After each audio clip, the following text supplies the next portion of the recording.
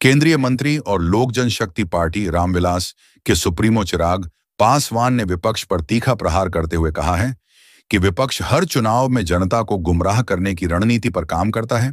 Slug Chirag Paswan ने विपक्ष पर साधा निशाना, कहा एसआईआर पर झूठी कहानी गढ़ रही है विपक्ष।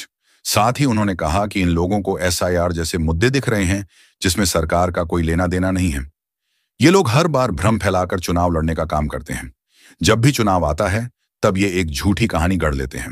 जरूरी तो ये लोग नहीं समझ रहे हैं ना, इन लोगों को एसआईआर जैसे मुद्दे दिख रहे हैं जिसमें ना सरकार का कुछ लेना देना है, ना हमारे प्रदेश के वासियों का कुछ लेना देना है। चुनाव हमेशा इन लोगों ने भ्रम फैलाकर लड़ने का काम किया है। आप देखिएगा कि विपक्ष की ये रणनीति का हिस्सा बन गया है कि जब जब चुनाव आएगा तो एक फॉल्स नैरेटिव सेट किया जाता है, भ्रम फैलाया जाता है, डराया जाता है।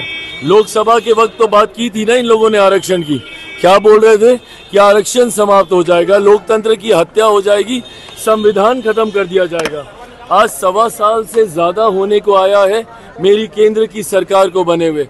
आप बताइए प्रधानमंत्री नरेंद्र मोदी जी के नेतृत्व में किसका आरक्षण छीन लिया गया, कहाँ का संविधान खत्म हुआ, या किसकी कहाँ की लोकतंत्र की हत्या कर दी गई। तो बार बार झूठ बोलकर इस बार इन लोगों ने एसआईआर को मुद्दा बनाया, लोगों को डरा रहे हैं कि भैया आपका वोट छीन लिया जाएगा, आपका वोट खत्म कर दिया जाएगा। पर एक बार भी इन्होंने अधिकृत आपत्ति दर्ज कराना जरूरी नहीं समझा। अगर ये मुद्दा आपको लगता है कि इतना ही ज्वलंत है और अगर आपको स्वतंत्र संवैधानिक संस्था, अगर आपको चुनाव आयोग पर भी भरोसा नहीं है तो प्रभु जाइए तो एक बार कम से कम न्यायालय सुप्रीम कोर्ट जाइए, वहां पे जाकर आप अपनी शिकायत दर्ज कीजिए। उसके बाद दूध का दूध पानी का पानी हो जाएगा। पर सिर्फ झूठ बोलकर भ्रम फैलाना और लोगों को डराकर वोट हासिल करने की सोच, ये रणनीति गलत है। थैंक यू भाई।